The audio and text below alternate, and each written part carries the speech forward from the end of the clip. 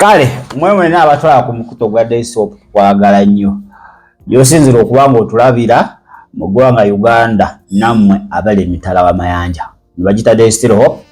Daystil Hope tutubeerayo Testimony TV ne Tish TV erimu abatalya fees Derek Bazili ate bo abeera ku Daystil Hope ensonga kwe tuzitambuliza mugaja miru mbeerawo kubanga ate kutambuliza ddala mu maaso wabweru wa studio enebweru wetubeera nga tukwasaganya embeera twagamba guno mukutu tukuleetera bantu ab'enjawulo nga balina obujulizi obutagenda kubanga bukuleka kyekimu Bayibuli eganaga nti twamuwangula olw'omusaayi gw'omwana gw'endiga n'ekigambo eky'okujulira ekyakamwa kaabwe bo akuba mwe mukomaawo ne bataagala bulamu bwabwe okutuukira ddala okukola ki okufa. So obujulizi nayo njiri ate ennaku zino yekyasinze okuba nga ekuma ku mitima gy'abantu bo ebanyiga mangu ne ba image badde dimension omuntu n'agamba oba biriwo ebityo akati omuntu akola atya. Petero yabalabukira n'agamba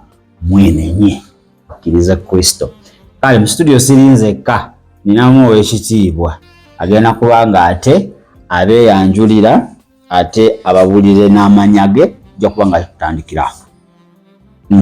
Mukama yebazibwa abalabi ba There is Still Hope nebaza Mukama olw'akakisa kano kampadde n'okunsobozesa kwansobozesezza okugaba n'obujulizi bwange obw'ebyo bye nayita mu Saudi Arabia ensinkana gye nasinkana Mukama na butya bwe natuuka ku ddaala ery'okutegeera Katonda nze ng'omuntu. Era nebaza Mukama Mukulu Jamil ampadde chance nawataliko nkyajinga kintu kyonna okuba nga ngabana story yange eno for a long time mbadde nga nkisabira nga njayana nagezaako abamu naye nga bye bantunuzaamu sibisanyukira naye nebaza Mukama this is his will to share my story out. Mu story eno yeewuunyisa naye mbakakasa temuli bulimba yadde nzize ne evidence zange Mukulu Jamiru mu katabo kuba mu bintu bye nayitamu Saudi Arabia bwe natuukira mu kiseera eky'okufuna ensinkana ne la Trinity ya Omwoyo Omutukuvu yanuŋŋamyanga okuwandiika every detail era nzize nako. Mukama bampeera omukisa nga muwuliriza era nsaba bubazimbe mwongere okukkiriza Katonda n'okumwesiga mu byonna. Amina. Kale tusabe Mukama tukwebaza olw'akaseera kano akubanga ate otuleese Omwoyo Omutukuvu atuluŋŋamye mu byonna bye tugenda okuba nga twogerako ate session eno tuginnyika mu ndagaano y'omusaayi abo abalaba n'abawuliriza n'abaliraba nga naffe tuvuddewo Mukama tusaba obujulizi buno obujjuza amaanyi ag'Omwoyo Omutukuvu Kristo Yesu Omwana Katonda omwami tusabidde. Amina. Kakati nze ndi mweteefuteefu owuliriza obujulizi tomanya nange buyinza okuba nga ate buzijjako ku ddaala lyendiko ne luteeka ku ddaala edda bitandika bitya? Kanzikiriza Omwoyo Omutukuvu okunuŋŋamya okunzijukiza byonna nga bwe byali. Bwali mwaka gwa 2019 twali tugutandika nzijukira gwansanga ku kitanda nali ndwadde typhoid gye gwansanga eyo kati mba nkomawo okuva mu ddwaliro nzikirira okudda waka gye nali mbeera ne mpulira eddoboozi nga liva waggulu kandiyita ebbanga nga liŋŋamba mu kaseera ako twalibudde misana no nabirinako idea naye nga mbuusabuusa olwa story emu ate era emabega ddala kuba natuuka ekiseera nga neekyayo ng'ebintu bya Katonda sikyagala kumanya naye eddoboozi eryo olwajja nawulirira ddala nga lituula mu mutima gwange lyaŋŋamba bwe riti Joel yavaako mu comfort zone onoonye Mukama. Kati awaka we twali tubeera nasooka ne magamaga n'endowooza oba muntu mulala nvudde mu mugongo yayogedde kuba we nali mpita yalina kalina naye ngenda okwetegereza nga tewali yadde omuntu. Nzijukira nagamba kimu kuba waka we nali mbeera twali tuyita mu mbeera nga n'okulya kyamagero kati ne ŋŋamba Mukama bw'obanga gwayogera ntemere ekkubo nkolera oluwenda nzireyo Saudi Arabia oba eggwanga lyonna erya Buwalabu kuba yo wali izo okunoonyezayo mukama byanguwa mbeere nga nkunoonya ng'ate bwe nnyingiza ssente kuba akafaananyi ng'eggulu lisanyuse obutaarwa ne ntuuka waka ne nkubirako muzeeyi wange daddi wange ne mmuyitiramu n'abeera oke nakyo kubanga mu ku travelling going abroad basaba next of kin kati muzeeyi wange alina mikwano gye mu kampani emu namutuukirira kati ye yali ebifo biweddewo kati ate n'abaako kampani gyamuyo nga yali eyo toyogera kampani erinnya sisobola nankonekitingayo kati obutabarisa eyo prosesi zonna nga bwe zaatambula kyatwala emyezi 3 bwe natandikira obigobako naye within that process nafunanga ebirooto eby'okufa kati nentuuka ku ddaala erirowooza oba kyendowooza okugenda ebuwalabu gye ngenda ofiira naye mukama mwebaza kulw'omusumba wange I call her my Eli anoŋŋamya mu bintu bingi in case bwe mba confused bwe namunnyonnyolamu n'aŋŋamba nedda egyo mizimu sitaani alina kyalwanisa olina okugenda Musumba bamuyitani Musumba Harriet tumutumiddeko Mugerwa kitonde kijja nakyo Mugerwa eyo yaba abamanyinazi nkutumiddeko nnyo she's my mama olaba omwagala omwogeddeko n'essanyu nerikomawo mwagala nnyo mama wange oyo olw'ensonga mukama bw'anaaba akkiriza ndibannyonnyola lwaki kati bwe yaŋŋamba bw'atyo nansabira era nze mu kugenda e Saudi Arabia saasasula ssente ezanvamu gye gwali mu mutwalo gumu ogwannuma mbu for training nga terina training yayo kutuddusa misinde tuliisa kawunga na muceere tutwala mu restaurant when you're about to go ne babalaga sima Brenda bwe zikola yet you're going to find different things there naye nebaza mukama nafuna kirooto era ng'omusumba nsasulidde byonna kati mba ndi ewaka one day before nga sinnagenda omuntu ono atalabika najja naŋŋamba Joeria genda ewa musumba ono ye talina buzibu era muyita jjajjaye musumba Ssekisaka omunnyonnyole nti ogenda Saudi Arabia kuba ye musumba eyasooka okulagulako ttambula amawanga omunnyonnyole byakutuukako mu maani na biki naye Katonda ono alina amaanyi n'obuyinza nzijjukira saalina era ssente naye ne ŋŋamba mukama bw'oba gw'ayogera nsobozesa ngenda ate bwe ngenda mulabe kati lwali lunaku lwakutaano natuuka na late imagine kuba for counseling Fridays abantu babeera bangi bakeera nnyo naye mukama kuba yali ayogedde ate alabirira ekigambo ekyo kituukiriza nze natuuka ku layini natuukawo kikeerezi kati bano abatuyingiza omusajja najja n'agamba bannaye obudde bwedde omusumba agenda mu service mwe mujja kudda olulala kati n'endowooza oyimuka nveewo omuntu ono atalabika n'aŋŋamba siggalawo olina omulaba kati neŋŋonda nensigalawo kati bano abasigadde batandika osituka omoomu naye nze nensigalawo kati omusajja oyo bwe yajja the next time nantuukirako n'aŋŋamba wamma gwasembayo kati kasita abalala bagenze tuula wano era ruutu yange olwatuuka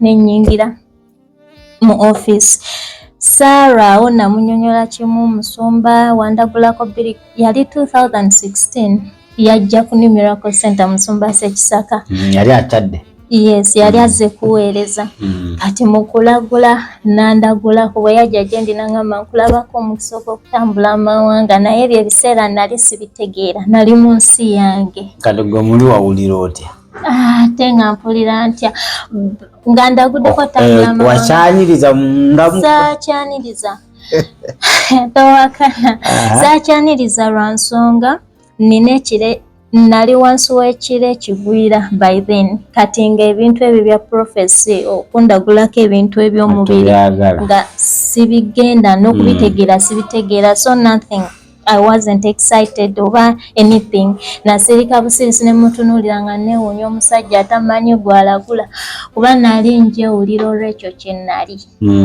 okitegeera Ati bwe nayingira office ne munyonyola mugamba Musumba wandagulako tambula amawanga kuba kati 216 yo yennyini nga ntandise olugendo nagendako mu Oman. Muki? Mu ggwanga lya Oman. Oman. Yeah. Gyewasookera? Yes. Kate era nfiireyo eyo. Naye olw'ekisa kya Katonda n'enzula kati bwe nabimunyonyola talina ssaala gye yansabira. Yaŋŋamba kimu nkusimba Saudi Arabia okutuusa emyaka 2 nga giweddeko, imagine. Ne mutunuulira nti nga sikikiriza ne ŋŋamba ku byonna bye njogedde ebyanyigiriza ebyo by'oyogedde mutima era nekinnuma ne nfuluma. Onsiize ku mafuta tontaddeko mikono. Tobogodde. Kugiwakanya nekinnuma ne mutunuulira era ne nfuluma office. Naye bwe nadde waka ekiseera kituuka tugenda time yaffe ey'okulinnya okuva mu Uganda tugende Saudi Arabia etuuka. Nzijukira zaali ennaku z'omwezi 13 omwezi ogw'omukaaga 2019 oyo. Ne tulinnya basi ne tugenda kisaawe Entebbe twadireyingawo enkuba yatonnya ekyatuyamba nako kuba abaana baali bayomba essaawa ennyingi ze twali tugenda omala Addis Ababa. Naye mu kugenda kwange okwo waliwo taxi zaali 2 ezaatuyisa. Kati wano mu kupaakinga ebintu byange omuntu ono atalabika ayogera nange yaŋŋamba okugenda ogenda naye soosa Bayibuli mu nsawo yo. Ne mubuuza lwaki naŋŋamba gy'olaga toteekeddwa kwebaka oba kuzuukuka kubako kyokola nga tosoose kusoma chapter yonna mu Bayibuli. Kati eyo yali command ne ŋŋamba kimu ekyo kyangu nja kukikola. Kati wano mu kugenda taxi zaatuyisanga gyenzijukira ekyawandiikibwa ekimu kino ekiri mu Joshua gyonna gyonna agenda nga Mukama nabanga naawe. Munsonyiwe ebyawandiikibwa mbimanyi naye am not good at quoting scriptures. Nenkiraba newuunye eddoboozi omuntu ono atalabika era n'addamu n'aŋŋamba Katonda agenda kubeera naawe. Nenkitwala ize. Naye tutuuka e Saudi Arabia ku kisaawe kya Jeddah. Mutabani wa boosi wange ye yannona. Nze nali nabeewera amannya. Kati oyo nali namutuma Zebedaayo kuba kati kinyanguyira obbategeera. Zebedaayo yannona mutabani wa Matayo ye baba. Lwaki omuntu wa Zebedaayo oli n'omwa Matayo? Bankolako effujjo lingi. Kati nga ne bwe ntuuka kusaba era ngamba Mukama kyusa omutima gwa Matayo. Kyusa omutima gwa Zebedaayo. Zebedaayo Bayibuli yakola ki? Era maaso. Nyanguyiza. Gennabawa. Naye bwe yannona ku kisaawe yantuukisa mu nnyumba ya mukulu we. Gwe natuma Zakaliya. Yalina omukyalo omu n'abaana 3 kati nze nalowooza nti awe ngenda okukola mu kibuga kya Jeddah. Contract yange yaliko only lies. Only lies? Yes. Chechi. Nga ID Matayo gye yakozesa si yeyo. Oba kangamba oba yafuna ya mulala oba yatuma muntu mulala. Na registering okunfuna. Kumbe yantwala. Lole ayaga obera mukamaawo yakozesa documents ndala. Kati contract kwaliko nti ngenda beera mu Jeddah. Naye ntuuka mu Jeddah oluvannyuma lw'ennaku 3. Banvuga olugendo lwali lwa ssaawa 4 bantwala eyo gye bayita Taif. Kulinga kuva Jinja paka wa? Ndowooza era paka ngambe Kampala. Oba okuva Kampala wano kumpi lwakuba Jaabu. Kale kinga kuva wano Jinja paka Soroti. Nga wantu wala. Bwe natuukayo ennyumba eri nagiraba yali ya kalina 3 naye nga bw'ogyetooloola mu ze tuyita underground basements maka malamba ng'ennyumba nnene kati bo baali bakozesa mwaluliro ogwakusatu nga gye babeera nga Zebedaayo abeera mu 2nd floor kati oli omusajja ssente zaalina yagula apartments building apartments yonna whereby zino zonna floors zandibaddemu bapangisa naye ennyumba eno kootuukira gy'obala nti first floor ng'oggyeko eri mu basement abaana mwe banobera 2nd floor kyaliro singa bagamba okuŋŋaana abangi kyaliro baliira kati eri okusatu nga Zebedaayo mwabeera ogwo Alina mukazi 31 years eri abeera baby. Era bamuyitanga Baby Magic. Bano abadde kimba nkwata mboko. Bwakuze. Nga mwabeera naye bwe natuuka mu nnyumba eri temwalimu wifi. At the first kati gino ku contract wano ng'osayininze baluna kye bala emyezi 3 egisooka. Emyezi gino 3 singa oba olemereddwa ekiyumba nga teginnaggwako abawalabu baddembe okuzzaayo ku office ne babakyusiza. Balina engeri gye bakikolamu naye emyezi 3 egyo bwe giggwako enagguma. Ebo ebyo bwenjagala kuddayo biki. Kati olwayingira ennyumba eyo yantiisa kuba yali etukula nnyo ng'olinza olowooza mpya kumbe ennongoosa gyerongoosebwa. Kati ntandika okukola nenekuuma kino ekyaŋŋambwa nti bwe mba ngenda okwebaka nosoma bayibuli, bwe mba nzuukuse nga sinnagenda yadde onnaba maaso nosoma bayibuli. Ebyo nabyekuuma emyezi gino egisooka 3 nabeerawo. Kati omuntu ono atalabika yabeerangawo naye nga tayogera. I could just feel his presence. Nga tayogera asirise. Kati akabaate we katandikira kangalo zange kwonooneka. Guno omukono gulaba era tegufaanagana nagwo. Nina akavidiyo mu ssimu yange nagonda nenkasevinga kuba madamu engeri gye yantabulirangamu Clorox nga bwe ntuuka nti kulongoosa kiyunga agattamu amafuta gano aga kerosene agagattadoba. Imagine mu Clorox ate n'agattamu feri oyo sabbuuni gwe bakozesa nga ne bwe mba nyambadde gloves bamu ebituli. Of course. Kati ibyanjo kyange engalo zino zonna paka emera nga bw'olaba. Nga buli kalayini musaayi naye nga they don't care. Nagezaako bakabiriro bale okuteekawo embeera as in I need medication for my hand. Kuba before nga sinagenda nalabako video z'abaana nga Clorox nabo the same thing happened ne batuuka okutuukako obugalo. Kati ekyo kyantiisa engeri gye nali ndabamu omukono obugalo bugenda kuvunda okutukeko ate bo bajja kuntikka butisi. Bo tebakola loosi. Never. Naye bwe nalowooza okomplaininga ku office omuntu ono atalabika n'atandika okwogera ate nate. Kati yalinda bitabo. Kati mukuddamu okutandika okwogera nange naŋŋamba nga tobaako g'ogamba. Sirika. Kkiriza Mukama.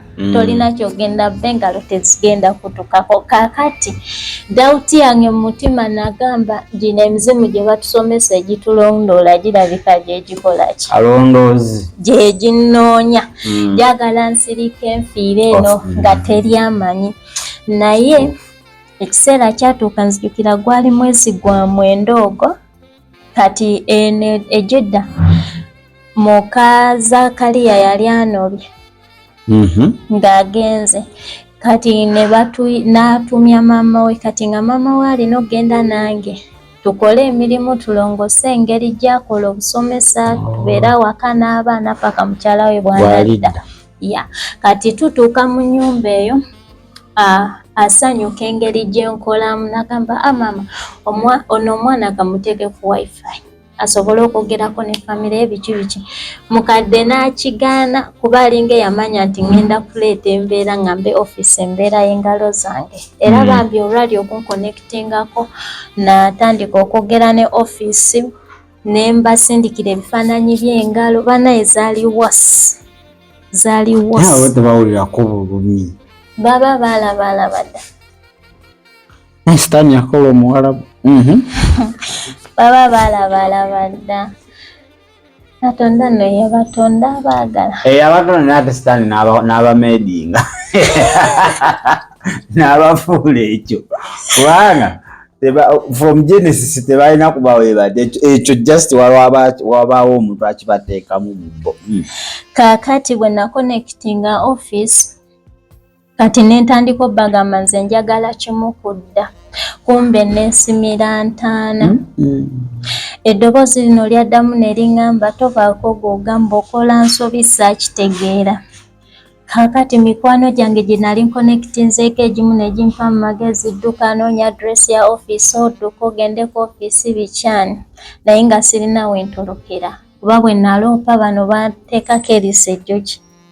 Sirina wenfuluma naye kuba kugenda kuyiwayo kasasiro bangoberera. Ebiwandiiko documents eza contract zange ezizo passport biki nga nabiri passport omuwala bw'agikuggirako ku kisaawe nga tonnalinnya na mmotoka.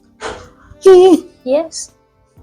Toddamu na kugirabako paka olunaku lw'osiibula nti olinnya kukomawo mu nsi. Kati tugeze n'agitwala n'emubulako. Tesobola mubulako era abakwese enkwese bali abantu beegendereza. Olaba abeera n'olukukumuli lw'amajiiko naye ng'amanyi omuwendo gwabwo. Towakana. Ng'ate oyitamu lolokolo nga tegawera. Bubanga 3 naye era lweyasizzaako amaaso asobola okujja n'abutunuulira ati n'amanya waliwo akabula. So bwe naloopa ne ba office ne bakonekitinga ne batabuka. Era enkeera ya romantika ne banzizaayo eri etaifu gye tukasiba. Eri gye bakujja ogenda okulongoosa. Yewaka. Naye nga ku documents kuliko ID namba ya muntu mulala, namba ya simu ndala terina ku WhatsApp, byonna biraga location yange Jeddah. Era n'aba office bali so surprised. Naye mukudde waka madamu yatandika okuntulugunya nga tampa mmere nga buli ssaawa nvuma taŋŋanya kuwummula. Ekyokuvuma kyo kiri easy naye she made me overwork all the time. Kati ate ekisinga n'okwewunyisa nti obudde obwandibadde obw'emisana nti kati nga ffe wano twebaka ekiro ne tuzuukuka ne tuyita mu lunaku. Kati bo beebaka misana kati ng'essaawa zino beebasa. Okuzuukuka kwabwe ssaawa 2 ez'ekiro. Buba bukedde. Yewe bategekera breakfast ne balya. Lunch ssaawa eyo 7 ogw'ekiro 8. Bwe baba bakutambula ne bagenda outing zaabwe ne balyoka baddeyo 11, 12. Ne basooka awo ne bayingira obuliri. Bw'oba waakazuukuka. Nedda nange mbeerawo nga ntambuza gye bansalidde okukola. So bwe ntyo bwe nabeera naye ekiseera kituuka. Tosobola kukola nga tebannadda? No. Kuba oba olina ogenda otikule bye babeera baleese, otegule era olongoose. Baleka basibyewo.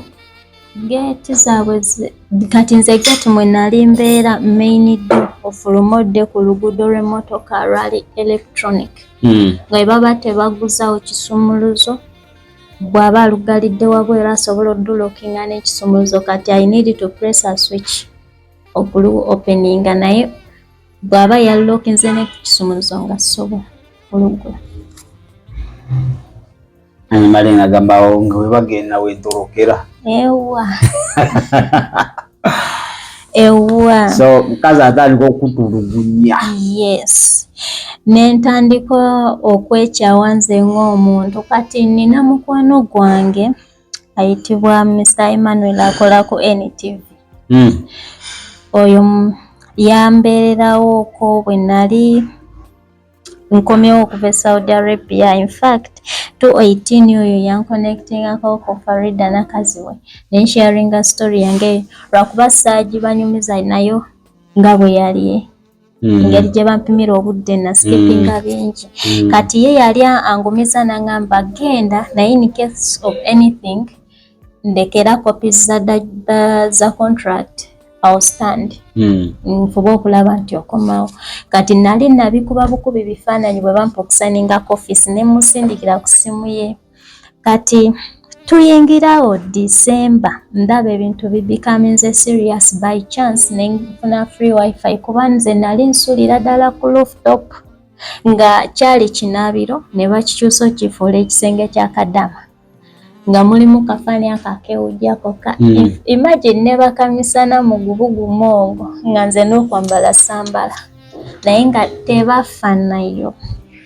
naye mu December oyo mmala okumusindikira message munnyonnyola byonna ng'omuntu ono atalabika awo yatandikira okwogera nange buli lunaku yalinda byonoonese omuntu oyo naye kati wifi wagijja password wifi ziba zisaba password wifi kirabika oli yajja kukyalira famire ye kuba twali ba neighbors kati nga street number ennyumba zerinanaganye ozawukanya na namba ogamba ngenda ku nyumba namba kati nesanga ndi connected bwentyo bwenjogera naye kati ono omuntu atalabika n'atandika okumalako emirembe. Lwaki omugambi? Lwaki omubuulidde? Nedda nga yeseetaaga kumubuulira kintu kyonna everything nekyendowooza okulowooza okukola nga ajja nagamba don't do that. Ngamba nti yanyiga ng'obuulidde ono? Yes, kati yayagala mbeere mu bulamu obw'okusirika without telling anyone olw'ebyo bye nali mpitamu. Kati kyanchallenginga nga nnyo nze nga ndowooza muzimu gwagala nfe. Ayagala nfe kasirise nga teri amanyi. Naye kino kyekyabawo n'ekirooto kye njagala sharinga mu December oyo. Nafuna ekirooto kyali clear. Nga omuntu ono atalabika amaze okwogera ennyo nange kati nga ndaga emputu gy'olina nga saagala muwuliriza kuba nze nali sure nti sitaani ayogera nange yanoonya gino mizimu gya kika. Kati mu December oyo nfuna ekirooto kyali bwe kiti. Naloota ndaba ndi ku kyaki ya P5 nga tulimu abantu bangi nnyo. Kati mu Bishop Serada najja n'empapula baddiya kino kirooto temubikwatamu mbeegayiridde. Najja n'empapula byali bibuuzo naye nga bizibu nga n'okubisoma tebitegeerekeka. Kati nze amwa backseat mu bulamu bwange nyumirwa otuula emabega era gye nali ntudde n'okulinaana ku entrance. Najja nankwanga olupapula nantunula nako bw'ati eŋŋamba nze Joel okujjuza bino. Kati twali ku busingo 6 mu kirooto ekyo. Kati nze neŋŋamba neighbor omanyi ngenda fuluma nze bino sibijjuza. Speed ngenda okulaba Bishop ali mu maaso akutte n'omuggo. Kati nze mu kulowooza ofuluma n'ensala amagezi ne ice coated n'entambulirawo. Ngenda otuuka ku mulyango nga Bishop ayimiridde n'antunuulira n'aŋŋamba olowooza olaga wabalala bonna basobola ofuluma naye gwe tojja kifuluma. N'ankuba omuggo wano. Nazuukuka neekaŋŋana okwekaŋŋa ne ŋŋamba omugezi sirina galeekaana kuba nja kuswala kanzireyo ntuule nzijuze bye nnaaba nsobodde. Kaakati mu kiseera ekyo ekirooto saakitegeera. Nalina wakiwandiika naye nagamba si kizibu kya kwerabira n'okubitegeera sibitegeera. N'ensirika. Tuyingira January oyo ntandika okwekalakasa ng'omuntu. Okooye? Yes. Nteekawo embeera okulaga bakama bange nti sikyayagala kukola. Banzizeyo at least. Kye nali njagala lwakiri banteeka enkomewo e Uganda. Emirimu gyali mingi fule ezo zonna nga wabazikolako ogo kama yebazi wasigaza omugongo ogenda baba bagwanirira ogo mu January nzijukira nakola buli kika kya fujjo mwe mulina olunaku lwe nayimirira nenvuma madamu mu Luganda nga ndaba kyensuseeko nabiwulira ng'ate abitegeera oba tewadagira bwereere baba kati bw'okyusa n'odda mu lulimi lwo bamanya kati oli serious nabo batyamu baba tebategeera byoyogera oba bagamba kimu okooye kati eno n'okuluga mu lulimi lwo ne basigalawo nga batangadde ne batula bufoofofo koze tutya. Naye omuntu ono atalabika najja n'aŋŋamba tolina gy'olaga togenda kudda Uganda. Kati lunaku lumu ntuula nga muyita nga mugamba jangu onnyinyonnyole gwani ayogera nange lwaki omalako emirembe lwaki tokyusa emitima gy'abantu bano ne bandaba ng'omwana. Nentandika n'omugamba engalo zange ndi mweraliikirivu essaawa zonna zandikutuka. N'aŋŋamba tezigenda kutuka kkiriza weesige Katonda ate mukkirize nti engalo ezo ogenda zisigaza. nendabira ddala nga sitaani annoonya. Kati awo nentandika okukola effujjo ku madaamu bambi. Naye era mu butampa mmere obutawumula kimala kuba nze nebakanga ssaawa 1-2 ez'okumakya. Kati ate nga 7 gwennyini oba 8 neno bba nga nzuukuse. Webaka 7? 1 oba 2 ey'okumakya. Nozuuka 7 ez'emisana. Ez'emisana. Oba 8 bwe mba nkeereye. Kati mu kiseera ekyo natandika okwekyayira ddala ng'omuntu nentandika okwebuniriza. Kati baali banywa shisha. Shisha ng'ate balina amanda. Manda gatya? Gano getufumbisa chako. Chako Nentandika ng'okunywa shisha. Nze nga mubbirira. Kati nga kyenjagala mbu nekolere ka silent death. Bowe bamaliriza ne bavaawo nga naawe ojjanga weeyokya. Ne kalyoka kansowotola. Tegwe munene. Ge mazima. Nendya amanda. Kati kuba kati nakiraba nga sobola nnyo obutwa nengamba ate wennywa obutwa ninza ogenda mu geena naye bwenkola bino ebisigadde nebinzita mpola mpola. Mbawo togenda. Awo sigenda. Kati omuntu ono atalabika nga buli lwembikola ajja nangamba tolina gy'olaga. Tojja kufa. Togenda kufa. Gwe birye. Nalya amanda akabuto kange ne katuuka oppinduka nendwala ebya sirias. Kati balina muwala waabwe first daughter namutuuma lya Nandutto. Yali anjagala mu ngeri ye ng'agamba musanyuse enjogera gye njogera. Ng'era ye bw'ajja okwogera nange she tries to talk like me. Imitating. Kati bwe bamugamba nti ndi mulwadde yayambuka n'ajja mu kasenge agenda okundaba nga omubiri ninga afuuse black. Kala y'omubiri ng'etandise okukyuka obuuso obufuuse bwa yellowish ng'akabuto keepise kati. N'ambuuza kiki. Kati bwe yagamba taata we n'amugamba kimu oba afaafe.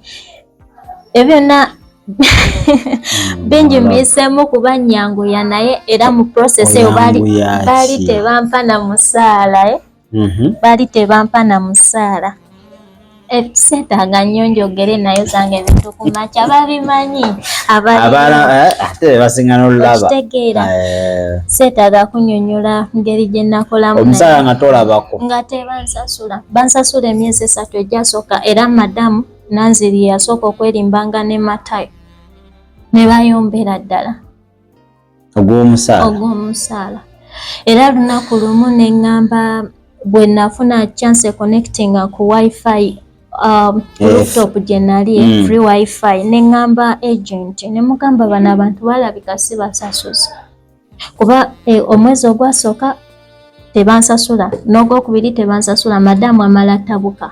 Kati wano mu gwokusatu Matayo n'akwata emyezi 2 tejawera nakuwera full salary n'azisindika oba wabuwi details.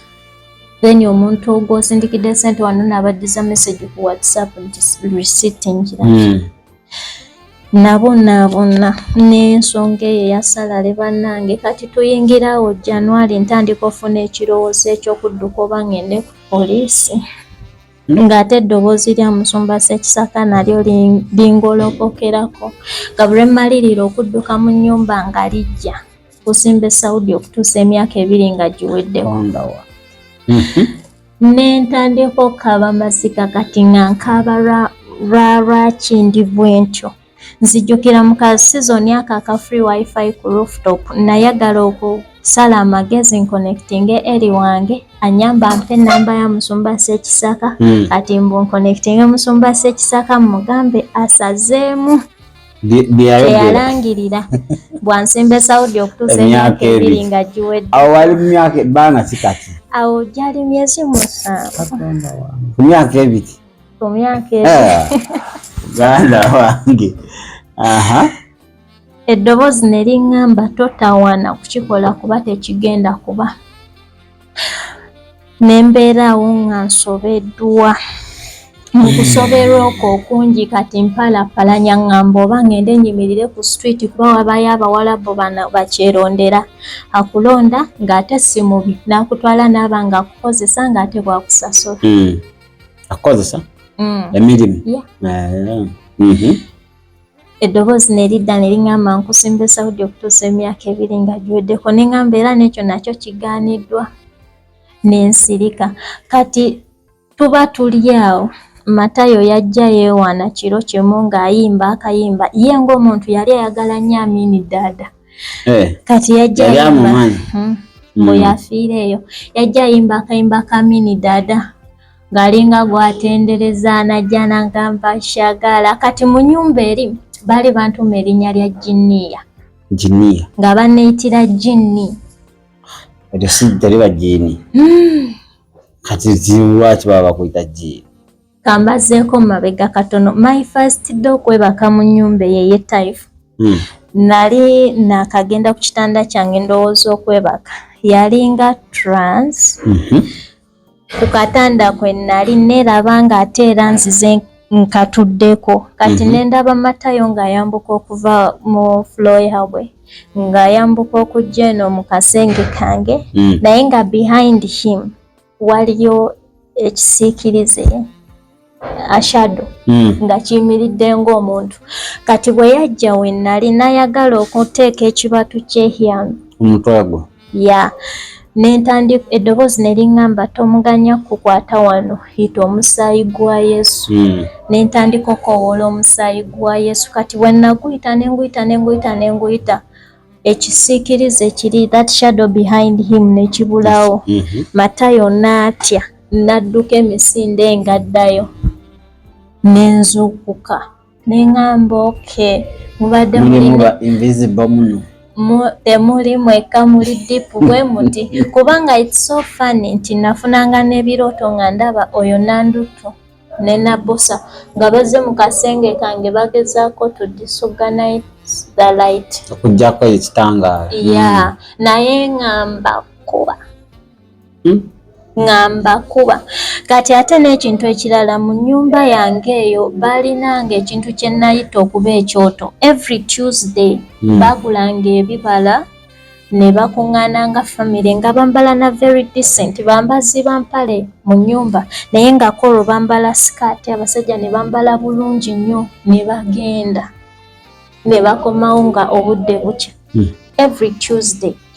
Kati I remember era lunaku lumu nafunako attack. Baali bagenze lwali lwa Tuesday olwo kati omuntu ono atalabika najja n'aŋŋamba kati waliwo otulo tw'empitoto otw'ekisiru n'obeera out of the blue. Abantu abali spiritual basobola okitegeera nti awo omanya waliwo ali ku kyoto ng'akwetaaga. Otwo otulo tungi n'ofuba otulwanyisa ng'oli ate tugenda. Kati nzijukira nali ndi mu kasenge mwengololerera n'entuula wansi nga mpanjagala kwebaka n'empulira force yalinga na sawundi ya nnyonyi ng'ensika naye ng'enzikiriza wansi eyo nnyo. Kati olw'okuba nakirinako idea ne kati mutima gwange ne ntandika okwebuuza nkoze ntyo simatuka kino. Omuntu ono atalabika n'aŋŋamba yambala amaanyi odduke waggulu oyambuka osabe. Tosabira na wano wennyini naye genda ku rooftop gy'oba osabira. Ne ŋŋamba kati nsabe biki? Ntuuka eyo waggulu. Nasabira they were just 15 minutes. Ngenda okuwulira ekikankano ng'ekya musisi. In reality nga kitambula kiringa ekiva ku nnyumba wansi ddala nga kifuluma kigenda. Ngenda okuwulira obulamu bukomyewo n'ensayo n'entambuza emirimu gyange.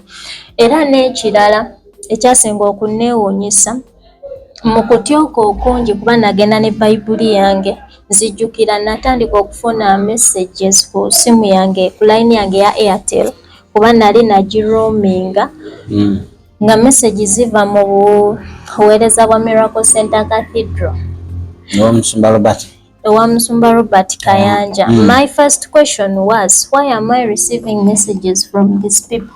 tebalina namba yange. Then I remembered mu January oyo 2019 nalina 2,000 ku line yange eya Airtel. Kati nali ku 44 nga ndaba service negwa natuusa okuweesaayo omusumba n'agamba buli omu waayo kyolina. Kati omuntu ono atalabika n'angamba kwata ezo sente zisindike, ne mugamba zino sente nsindike zikole ki? 2,000 nzeetaaga kuba ze nnina.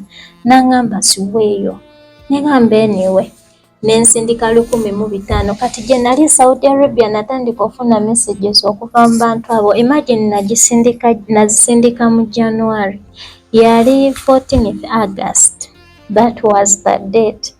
Era nekyawandiikibwa ekyo nkijjukira kye nasooka ofuna. Kati surprisingly buli lwe nabeera so scared nasangangako scripture ng'evudde mu bantu abo yokka nga bagamba message received from Robert Kayanja Ministries ne scripture wansi. Kati eyo sijja gendayo nnyo naye buli lwe nabeera so scared, worried to death, nasangangako scriptures ku simu. Era bwe nazisoma, bwe nabikulanga Bible yange n'ensoma nga it's the very thing I needed. Kati nkomawo eno mu January. Tutambula January oyo Mata yadda agamba COVID yazze China. Jukira ebiseera ebyo bya lockdown 2020 oyo ng'atandika. Tugenda owulira mbu ate ebisawe babigadde. Omuntu ono atalabika n'angamba nagambye. Ebyo olina ogimalako. Katonda. Tolina gy'olaga. Bannange nakaaba. Nendabira ddala nga ngenda kufa. Kati kufujja eryo eringi lye bankolangako ekiseera kyatuuka. Those people they realized I'm not alone. Balina okuba nga bakola bingi, ngenda kunyumizaawo mu maaso. Bakola bingi. Kati lockdown ono amala okuyingirawo. Teri nnyonyi esituka obijjukira. N'emmotoka bazitaddeko ekkomo. Teri ku mmotoka esukka wano. Bwe ntyo n'embeera mu nnyumba mu bulumi. Kati free wifi ndowooza yajja nako n'agenda. Nensala amagezi agafuna sente ku line yange ya Airtel. Kati nga buli kimu I could write a message ne connectinga mukwano gwange oyo Mr. Emmanuel. Nga mugamba nanziramu. Kati ne mujjukiza ne mugamba documents ezo nazikusindikira ku simu olunaku lwe nasayininga contract kebeera mu galala eyo ziyinza okuba nga gyeziri bannange nga yali abadde nazo. Nga tabeeranga nazo. Omuntu ono atalabika ye nanyimbirira nga kyomu tolina kwesiga muntu yenna. Kkiriza Mukama Katonda wo, zimusanze oyo yeesiga omwana w'omuntu. Bannange nga nkaaba olw'ekigambo ekyo. Naye ekiseera kyatuuka. Tugenda kumulamu. Kale kkiriza Katonda akolimiddwa yeesiga omwana w'omuntu. Kyekyawandiikibwa naawe kitukulekedde mu kitundu kyaffe kino ekisooka. Buli wosiga omwana w'omuntu muganda wange waliwo watuuka n'akuyiwa. Mugamba naye gundi byonna gye tuvudde bwe mbadde neesiga naye ankoze kino. Oyo muntu akisobolera ddala, tobeera nga onoowakanira omuntu. Naye yeesiga Katonda alinga olusozi Sayuuni. Kati bamugambye teweesiganga mwana w'omuntu. Ye alina gwe yeesiza amanyi ayinza omuyamba n'afubutuka mu kiyumba ekyo n'adda mu ggwanga Uganda. Tujja laba gye binakomekkereza. Obadde mulabi mulungi era omuza mulungi omukuto gwa Day Still Hope. Byonna gy'osinzidde okuba nga ate otulabira. Bigambo ebyo obiwulira oba nga tonaakukkiriza Yesu, ekaseera omwetwalire abeere omulokozi era mukama w'obulamu bwo. Yekka yasobola okukuyamba. Oyinza okuba nga otulaba naye nga naawe embeera gy'olimu eyo gy'oli mu ggwanga lyonna by'otulabira. Ne mu Uganda oyinza okuba nga ate gwe tebakulookingidde mu kiyumba naye ng'embeera yakulookingira abantu wamu wewati nga weegomba akatwo kanywe otera owona ebizibu by'ensi naye nga gy'ogenda yeewuwa ogenda mu kuzikirira. Gamba Yesu olunaku olwaleero obulamu bwange obeera mukama waabwo era omulokozi waabwo. Njatula n'akamwa kange nti ndokose. Mwoyo Mutukuvu onkulembere era onnuŋŋamye. naze n'omusaayi gwo onsonyiwe byonna ebyansobako okumanya ne mu butamanya. Ku Kristo Yesu omwana wa Katonda omwana tusabidde. Amiina. Bw'abyatudde weesige Katonda, teweesiga mwana wa muntu. Tugenda kubanga ayo tubumulamu bamita Kanyike Deriki abadde awo ng'akusikira ekifaananyi olwaffe ffenna abalya school fees. Mudakiikemu katukomewo.